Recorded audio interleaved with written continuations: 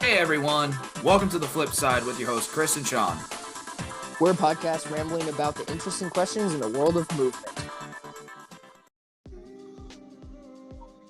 All right, so going into season 2, which one was this called? So this is the build season. We covered it just a little bit in that last episode.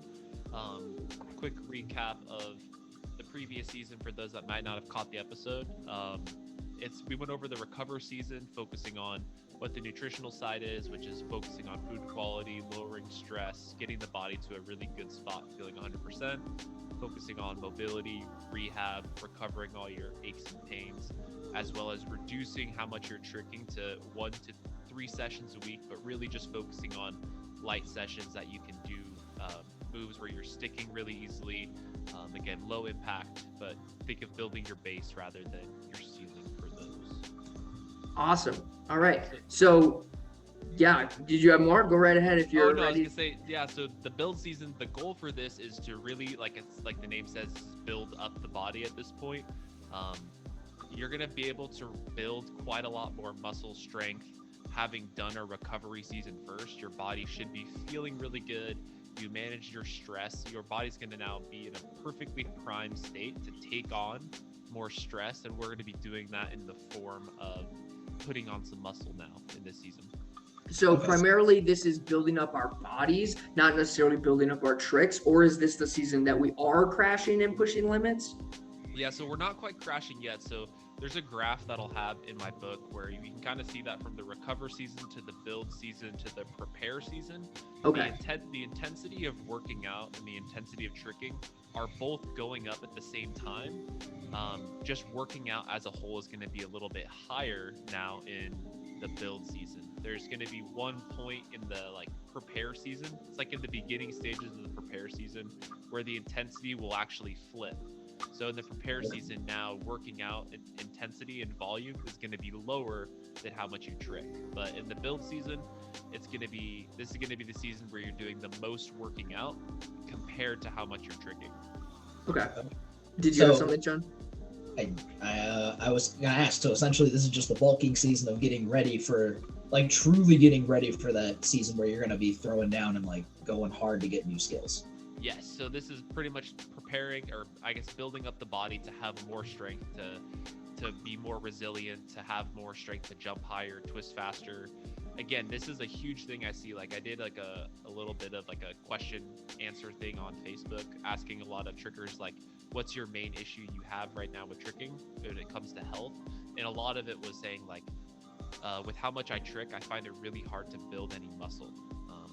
And again, that's going to be because, especially if you're a young kid who's growing, you're say late teens, early 20s, your body's doing a whole lot of calorie expenditure to try and grow in terms of your organs, your bones, all of those things. You throw in doing a lot of activity, the body's not going to have any resources left over to build muscle. It's going to be going towards fueling what you're actively doing day to day. So I think this is a really important session just because, again, as trickers, it's think of an endurance athlete, people that run marathons. They're not jacked by any means. They don't have a ton of muscles. They're usually super lean, super cut. And that's because they do that year round. They never give their body a chance. Again, they don't need it for their sport. Their body's more about their connective tissue, their joints. But I think as tricking, there is again a fine line of needing to have enough strength to, say barbell squat, double your body weight, deadlift 2.5 times your body weight, and being able to bench press your body weight. I think those are really easy metrics that are body weight percentage based that are good goals to shoot for in this season. Yeah, I think that's really great. And I think that these people that are saying that they're struggling to put on muscle mass also, I think there is a huge learning curve on that side of things when people are in tricking and then they go, oh, I'm going to go lift, I'm going to go put on muscle. Do they know necessarily what that looks like, especially if they are, younger kids? They don't probably have never even gone through this before. They have, the resources. Are they really out there? They need the experience. They need someone to tell them what they're doing. at least some sort of coaching. We don't have that in tricking either. And I think that there is a balance even in tricking where you can be tricking and like gaining muscle. Cause I mean, when you're doing endurance running, you're gaining some muscle, but only the muscle needed to do what you're doing. And tricking, there is like that give and take where it's like you're hurting yourself, but you're gaining something, otherwise there would be no imbalance. But that's where that working out is super important to actually be leveling up in that sense. So what you were talking about, enjoy our content and you want to show some support, make sure you follow us on Spotify and Instagram. Our Instagram tag is the_flip_side_podcast. Just make sure to go on there. Just shout out like old episodes that you liked, anything about the new episodes. You can comment on any of them. We would really appreciate it. And if you do end up wanting to go a step further, just become a supporter. All you have to do is follow the link in the description in any of our episodes that we've published. And you can also go under the About section in our Spotify homepage. You can do as little as 99 cents a month. Any amount that you guys support us is going to help us build a better podcast and help build better trickers around leveling up in that sense. So what you were talking about intensity before, what does that look like? So you're talking about doing the intensity working out and we're raising that up. So is that cardio? Is that heavy weightlifting? Is it high reps or is it just completely dependent on the person? Yeah, so kind of started with the nutrition during this season. If you listen to the recovery episode, like if you did the recovery season, and this is why I think it's important to start there, where you build a base, you're eating enough food, it's good food quality. Nutrition now, moving forward for the rest of the seasons, becomes a lot easier. The food quality is already good. You're just raising your calories a little bit, or you're decreasing your calories a little bit. In this season, wherever you are at in the recovery season, it's really just increasing your calorie intake by 300 to 500 calories. It's not a whole lot. It's not like this 2,000 calorie difference. You don't need a lot to build muscle. You just need to be a little bit over your baseline. So I usually recommend 300 to 500 calories, and then tracking your body weight and seeing like if your body isn't gaining weight, then you go another 300, or maybe even go 100 or 200 at a time. And then once you see your body starting to increase its weight, even like maybe it's as small as 1 to 2 pounds a week, you're at a good metric to just like stay steady with the nutrition. And so this is 1 to 2 pounds a week for what, 9 weeks or so, 9 to 12 weeks. I would say that's like maybe a novice is going to be able to do that. Again, like the more advanced of a lifter you are, it's harder for your body to put on more weight. Yeah. But I would say like if you see you're gaining at least 1 to 2 pounds a week, you're probably on the amount of calories you should be on. Again, too much of a calorie bulk is going to result in muscle and fat, which is going to make a harder time in the next season to do a little bit of a cut if you have to. But if you can not have to do a cut later down the year and you can just be right on the line of putting on a little muscle, again, like the whole like this whole strategy of seasons is like a long-term approach. We're not trying to get the perfect strength and muscle building in just one season. It's probably going to come from multiple years of going through this, where I mentioned those metrics of like squatting, deadlifting, and benching. It's like if you've never done any of that before, there's no way you're going to be able to do that in 3 months. But right, your body gets used to that. It remembers. Yeah. No, and So, I think it sounds like a lot. You're like 1 to 2 pounds a week, but I mean, people are constantly fluctuating between 10-pound intervals. I do. So it's not a lot. It's pretty easy to do if you just focus. Yeah, like I've really focused on and put myself through a build phase so that I could see how my body would react. Like, again, I'm 20, at the time I was 27, like I've been tricking for a while. I've lifted weights off and on, and I did a dedicated build season that's exactly like what I'm going to talk about.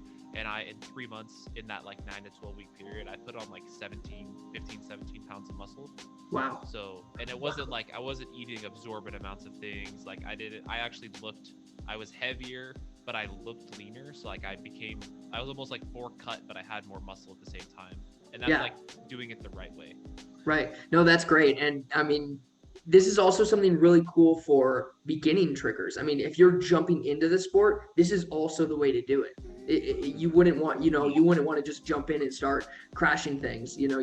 People jump into, I think, the preparing stage immediately, and they haven't done any, prerequisite work for their body whatsoever.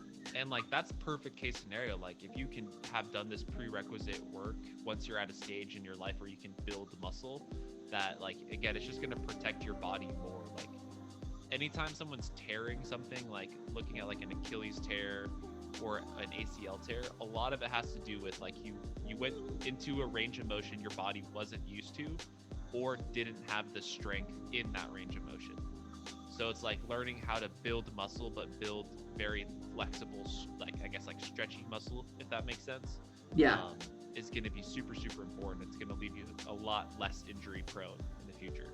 Right. And this stuff is really important for that because it's such an odd type of muscle. Like to be able to rebound and like the quick twitch to bounce off and come back. That's exactly how I tore my abductor. I just did that and I'm still recovering from it. I never do cartwheels and I did the biggest cartwheel that I've ever done. And I was just, I was like, you know what? I'm going to do some cart trips today. So I just really worked on my technique. And then I was like, all right, I'm going to do it. So I went from cart full, I did cart dub, and I did some cart trips. And I was like, okay, I just need to be longer. And I was just doing it bigger and bigger and bigger. And I was like, but I never do cartwheels. And it was the loudest like clap noise. And I was like, shit. Oh, no. Yeah, but it ended up just being muscle based, maybe like minor, ligament, but they said, you don't need to do anything for it. I was able to walk.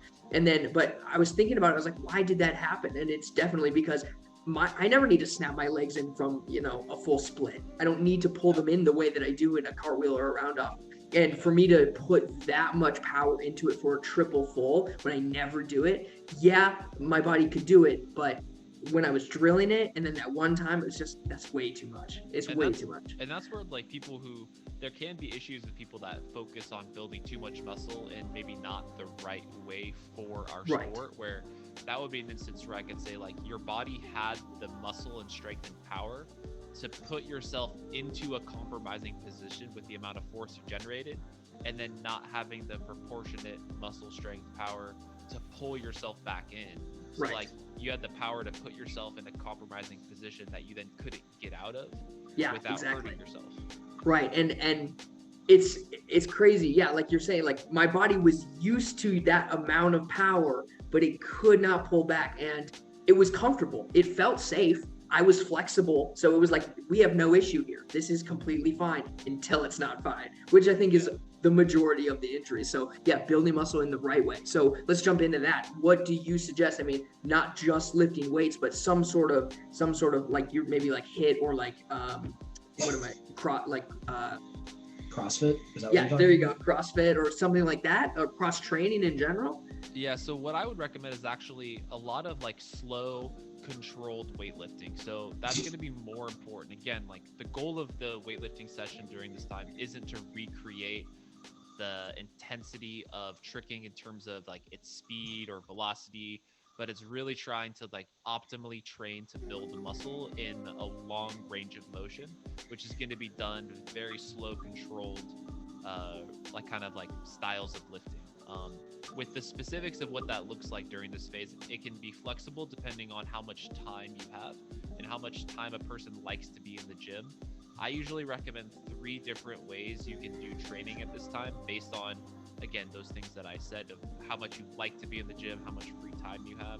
But I like either 3 days a week, 4 days a week, or 5 days a week in the gym. And either one of those is going to be the same type of thing where you're stimulating an area of your body roughly 2 to 3 times a week. So whether that be, think of your chest, your back, your legs. So 3 days a week would look like 3 full body workout sessions a week. 4 days would be like 2 upper body days, 2 lower body days. And then if you did like a 5-day a week, I really like that, just doing 2 upper body days and 3 lower body days for like a tricker or an athlete. And that's usually that's what I'm going to be recommending in the book, and have different like workout templates based around those things.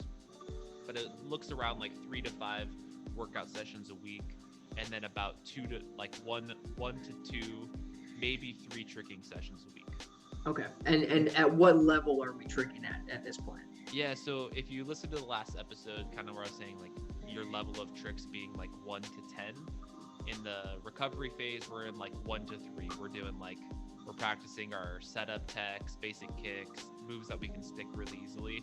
This is like a 1 to 5 range. So we're doing a little bit more now, which maybe means a little bit longer combos, slightly more difficult tricks. Again, during this time, I'm not trying to do a ton of long sessions.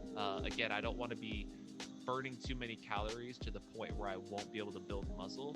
So my sessions are going to be, an hour or an hour less, where I'm just, making sure those tech-based things are staying where they need to, like my kicking form, my setups. Again, we all have like a relatively strong setup, so maybe it's still drilling that setup, but you're not drilling triple corks out of it. Maybe you're just drilling cork variations out of it. Like that would be like a relative, I guess, thing. Like if you could double triple cork, maybe you're just working your like height you can get out of single cork variations or something. Right. That's what I was going to say. Just like timers are totally still viable. Yeah, absolutely. Because I would still put that in stuff that you could stick pretty easily. Right. Yeah. Did you have something, Sean? Yes, I do actually. I can see it in your face. I know. Everything is red on my face. It's great. So the way that I used to train back when that was a long time ago. Back when I was still doing gymnastics, but I think we mixed the recovery and the build phase. And the way that we trained, because it came during the summer, so we trained 6 days. So it was Monday, Tuesday, Wednesday, Thursday, Friday, Saturday. Mondays. So I wanted an opinion on like if this would be like a good idea for like a build season in a way.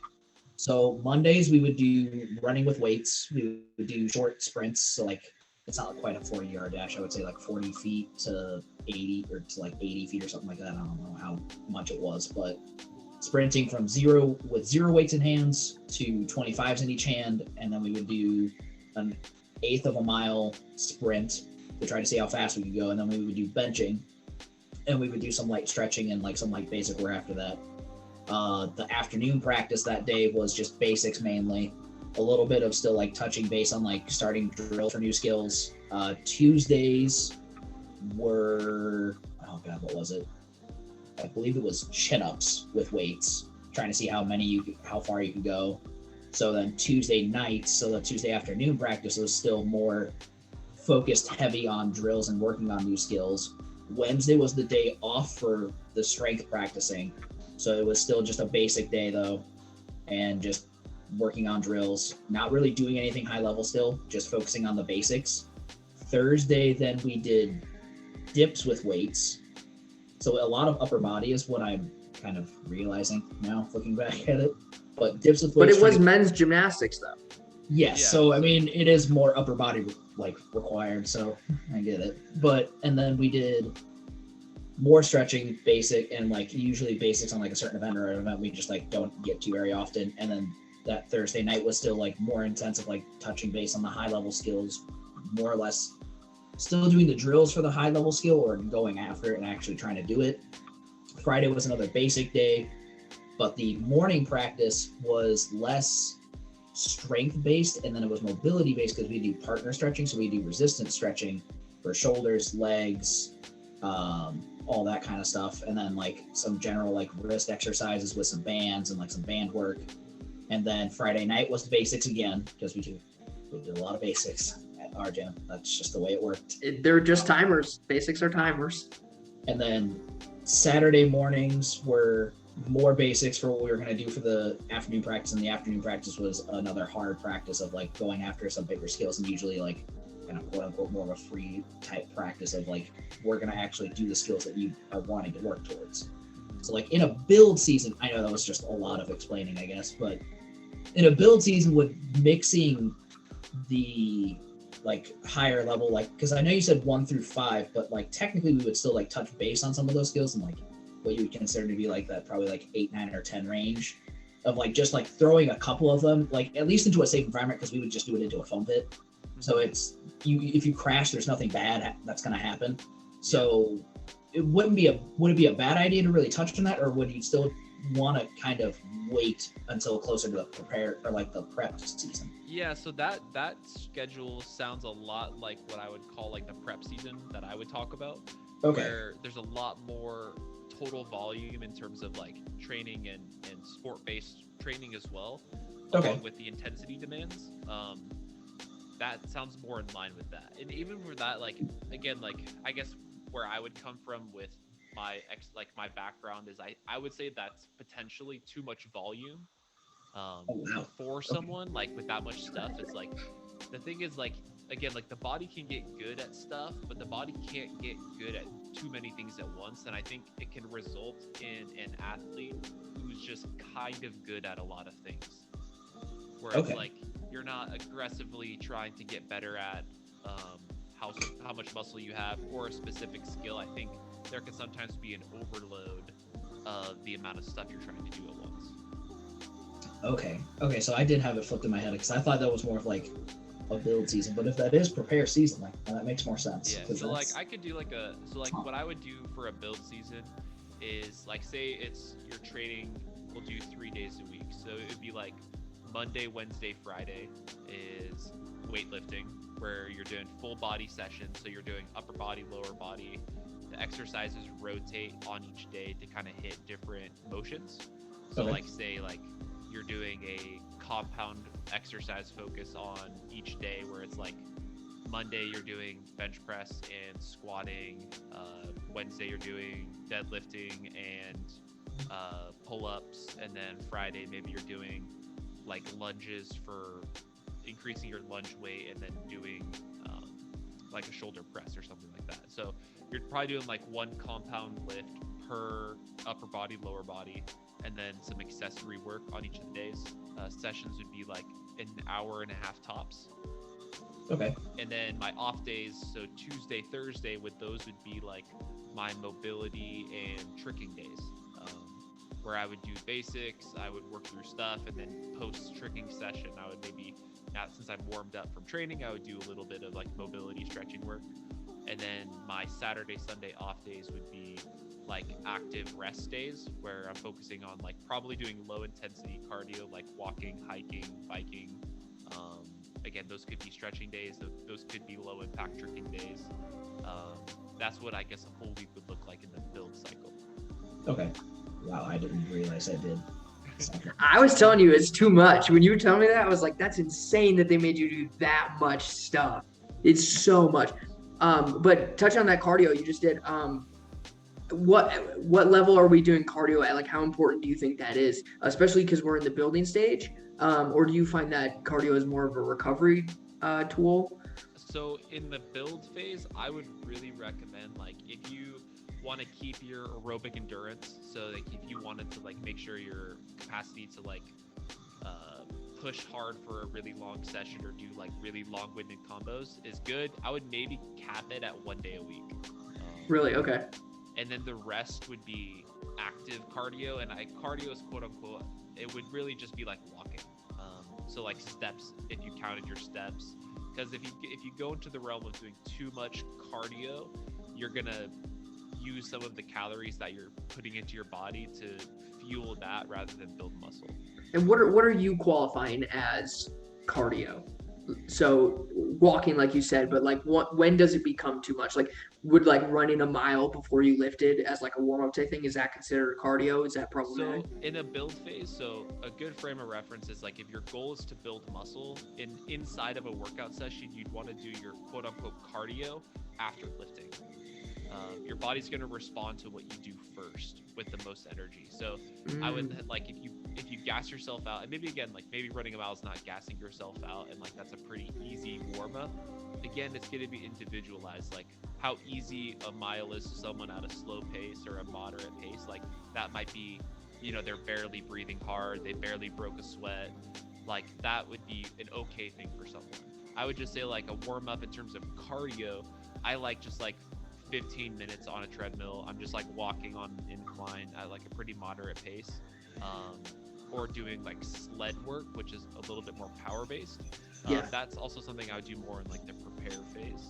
But then it's just really like going for walks. Like, I go for walks at night, go for walks in the morning. Again, really helps if you can around the nutrition side of eating, is if you can walk like 10 to 15 minutes after every meal, it does help with the digestion process, shuttling of nutrients, building muscle. That's awesome. Okay. And did you have anything else you wanted to add into this section?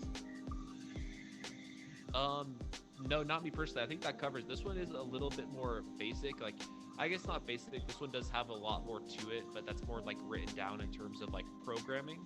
Yeah. And plus with the other one, talking about the other one previously, it kind of set us up really well for this one. So yeah. So like the workouts can be kind of, again, personalized to what your goal is for building muscle or where your weak areas are. But that's one thing in the book too that I want to spend a lot of time on, of like giving workouts that are, I guess, geared towards what I think trickers would need muscle wise. So that'll all be in there as well in terms of like the specifics. So like you could just follow it to a T if you wanted to. that is so cool. I'm really curious to hear about what it is we're going to prioritize muscle wise. That's exciting. Yeah, and I just want to say before we go on to number 3, it sounds like this is a lot for anyone listening, but in reality, this is 3 months at a time. So because of that, you're building habits. So you're not going to be worried about your food as much anymore. Like you said, it's only 300 to 500 extra calories, but it's the same food we were eating before. So it's not going to be like you're going to be as worried about that. This is going to be normal. This is going to be your normal life. You're going to be adding one thing at a time. So yeah, plus with this, if you are worried about eating more, you're going to be starving if you're doing weightlifting stuff. And it'll be hard not to eat. Like maybe not to, like I will say like the nutrition side for me and like why I got into this is like I was that tricker that was like super skinny, like super cut, but couldn't build muscle at all. And it was because like I tricked and did too much. And it was like, if I wanted to build muscle or like fuel appropriately for how much I was doing, I would need to eat like upwards of like 4,000 plus calories in a day. And like at that point, like that actually becomes like cumbersome to like try and eat that much. So that's where it's like, you can't just push yourself every day to the max, because there gets to a point where it's really hard to fuel yourself for that. So yeah. I see your eyes, Sean. That's what. See, okay, so I do that, and I'm pretty sure you guys know that I do that. So what I'm doing now, this is off topic, but I'm really curious what you have to say about it, is that I'm drinking a lot more calories. Yeah. Because yes, eating that much is ridiculous, especially with my stomach stuff. So I can't eat that much. Do you think that's legit? That would be a workaround. And I would just say like, when you have to start eating a lot, you have maybe some digestion issues. It's really like trying to space out meals as much as you can, trying to really evenly distribute food. So like some people are like, I can't eat food in the morning. And like, it's just like, well, you can work on that skill over time. Right.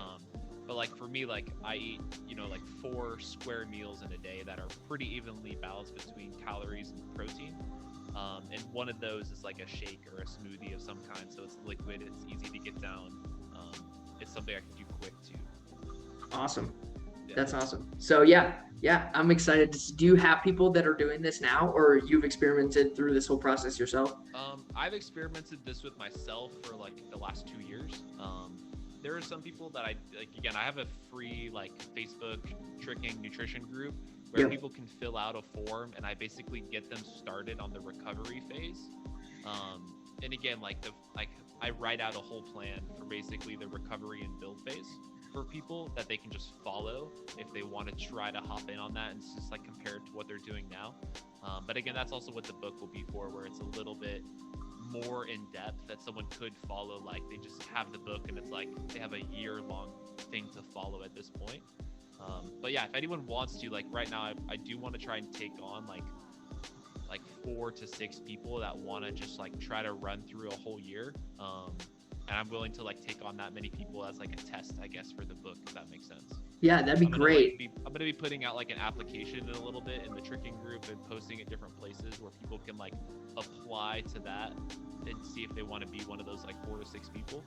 And I'm going to kind of just choose it based on like, do I feel like they'll take it seriously? Because like, it's like I don't want to put a year-long time investment into someone that's going to give up 3-4 weeks in or 3-4 months in. But yeah, that'll be an opportunity that's coming out shortly. Awesome. I've got 2 applicants I think would be really great for you. Wow. Yeah, I'll send you them after this. But yeah, let's jump on to season 3. We're down to 10 minutes on this, so we'll just stop this one and restart. Yeah. We can, if we wanted to. I can probably. This one is pretty quick unless we wanted to ask a lot of questions about it. But then I think if we stopped it, we could maybe fit in 3 and 4 in one in terms of the next one. Yeah. Okay. Let's try to do that. That way we don't have to rush or be worried about the time too. Cool. Yeah. Cool. Don't forget to follow us on _flip_side_podcast on Instagram. And CHRISPY_TRIX. That's chrispy-trix on Instagram. And I also have another YouTube channel, TrixFix, TRIX space FIX, for more tutorials and other things. And we'll see you guys next time.